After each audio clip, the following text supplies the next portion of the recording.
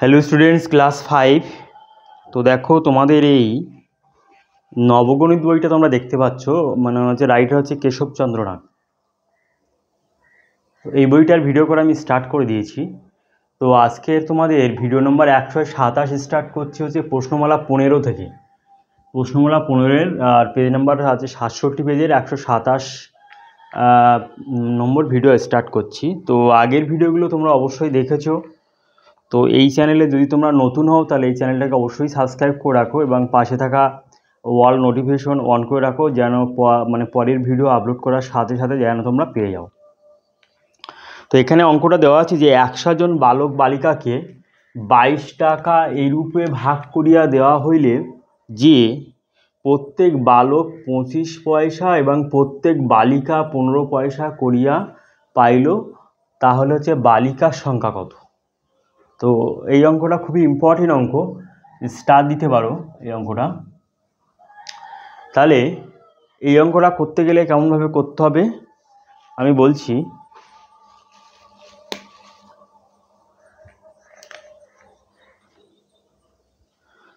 তাহলে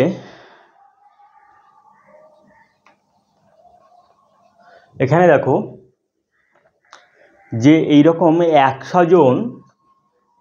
জন বালক বালিকাকে এরকম লাইনে দাঁড় করিয়ে দেওয়া হলো। ধরো একটা লাইন, তাহলে এই লাইনে 100 জন বালক বালিকা, 100 জন বালক বালিকাকে এই লাইনে এইভাবে দাঁড় করে দেওয়া হলো। এরকম আছে, ধরো বালক বালিকা এরকম করে আছে, ধরো এখানে 100 জন আছে সাপোজ। তাহলে লাইনে দাঁড় করিয়ে দেওয়ার পরে 22 টাকা এরূপে ভাগ করিয়া দেওয়া হইল যেন প্রত্যেক বালক 25 পয়সা এবং প্রত্যেক বালিকা 15 পয়সা করিয়া পায়। তাহলে এখানে দেখো যে প্রত্যেক বালক তো 25 পয়সা পাচ্ছে আর প্রত্যেক বালিকা হচ্ছে 15 পয়সা পাচ্ছে।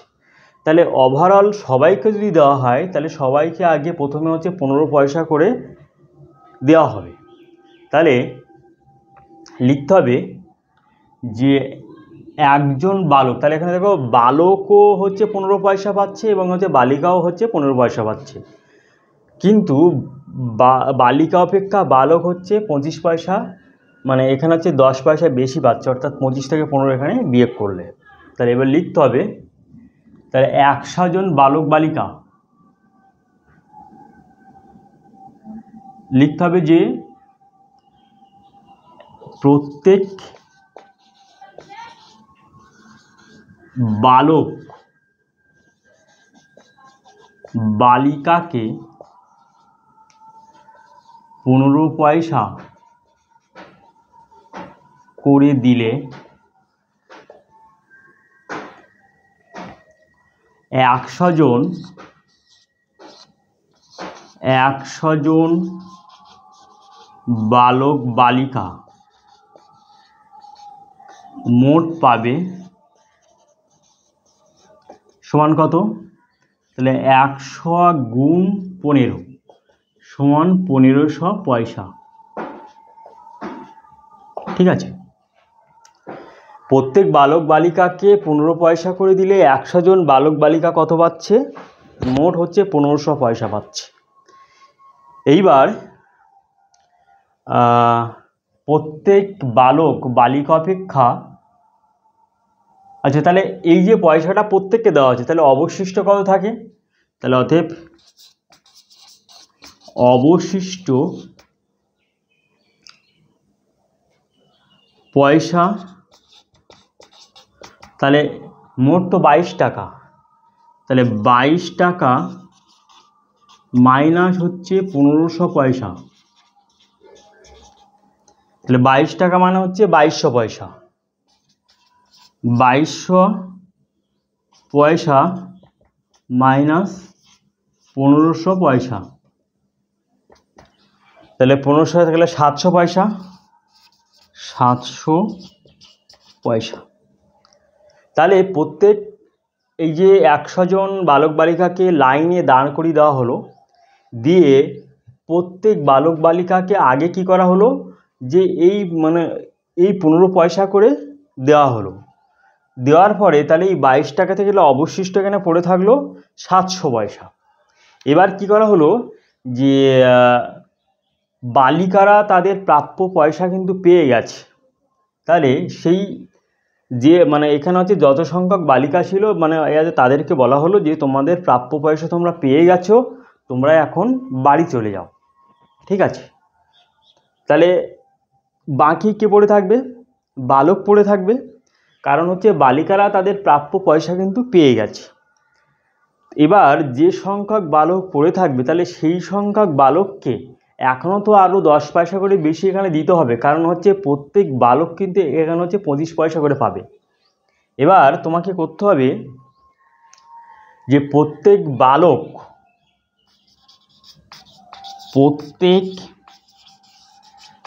বালক বালিকা অপেক্ষা বেশি পায়। বেশি পায় কত? তাহলে এখানে 25 মাইনাস 15 সমান 10 পয়সা। ঠিক আছে, বালকরা কিন্তু এখনও লাইনে দাঁড়িয়ে আছে, তার কারণ হচ্ছে যে তাদের কিন্তু এখনও 10 পয়সা করে বেশি দিলে তারপর তারা কিন্তু মানে একদম হচ্ছে বাড়ি চলে যাবে।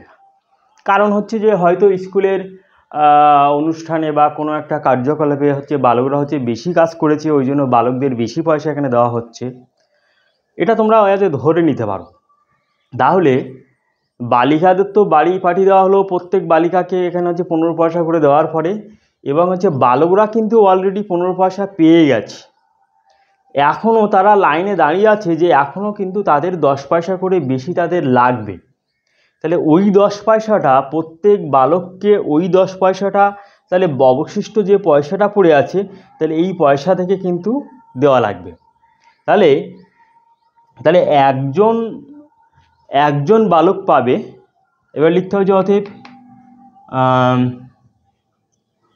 10 পয়সা পাবে, 10 পয়সা পাবে একজন বালক। এটা আমরা লিখতে পারি, কারণ প্রত্যেক বালককে তো এখনও 10 পয়সা করে দেওয়া লাগবে। তাহলে 10 পয়সা পাবে একজন বালক, তাহলে 1 পয়সা পাবে কজন বালক? 1 ডিভাইডেড বাই 10, তাহলে 700 পয়সা পাবে কজন বালক? তাহলে ওই 700 পয়সা পাবে সমান 700 ডিভাইডেড বাই 10 সমান 70 জন বালক। 70 জন বালক। এবার আমরা এখানে লিখব, জায়গাটা এখানে শর্ট পড়ে গেছে, যে অতএব নির্ণীয় বালক সংখ্যা। এখানে নির্ণয় করতে বলেছে আমাদের বালিকার সংখ্যা, তাহলে এখানে নির্ণয় কথাটা আমরা লিখব না, তাহলে আমরা লিখব যে অতএব বালকের সংখ্যা সমান 70 জন, এবং বালিকার সংখ্যা, এবং এই কথাটা লিখব যে নির্ণীয় বালিকার সংখ্যা,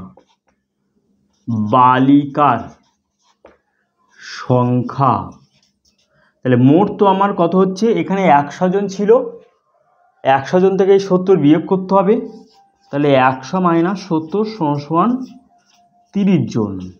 এটা হলো আনসার। অঙ্কটা খুবই সুন্দর অঙ্ক এবং ইম্পর্টেন্ট অঙ্ক, তোমরা অবশ্যই দেখবে, পরীক্ষাতে আসতেও পারে। ঠিক আছে, এবং যে কোনো চাকরির পরীক্ষায় এই অঙ্কটাও আসতেও পারে। তাহলে এই অঙ্কটা আবার ইংলিশ ভার্সনে তোমরা অবশ্যই প্র্যাকটিস করবে। তাহলে অঙ্কটা আবার করে আমি ব্যাখ্যা করছি, দেখো যে 100 জন বালক বালিকাকে 22 টাকা এইরূপে ভাগ করিয়া দেওয়া হইল যে প্রত্যেক বালক 25 পয়সা এবং প্রত্যেক বালিকা 15 পয়সা করিয়া পাইল। তাহলে হচ্ছে বালিকার সংখ্যা নির্ণয় করো। তাহলে আমরা কি করব, যে এই 100 জন বালক বালিকাকে আমরা একটা লাইনে আমরা এখানে দাঁড় করিয়ে দিয়েছি। তাহলে 100 জন বালক বালিকাকে দাঁড় করিয়ে দেওয়ার পরে আমরা কি করলাম, যে প্রত্যেক বালক হচ্ছে 25 পয়সা পাচ্ছে আর প্রত্যেক বালিকা হচ্ছে 15 পয়সা পাচ্ছে। তাহলে 15 পয়সাটাও হচ্ছে প্রত্যেক বালকও পাচ্ছে এবং প্রত্যেক বালিকাও পাচ্ছে। তাহলে কী করুন, যে সমান অংশের পয়সাটা প্রত্যেককে আগে দিয়ে দিলাম, ঠিক আছে, এবং প্রত্যেককে দিয়ে দিলাম।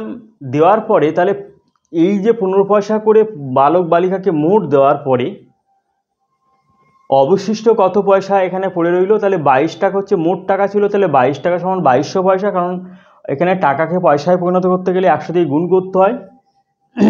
তাহলে অবশিষ্ট এখানে 2200 থেকে এখানে 1500 বিয়োগ করে আমরা 700 পয়সা পেলাম।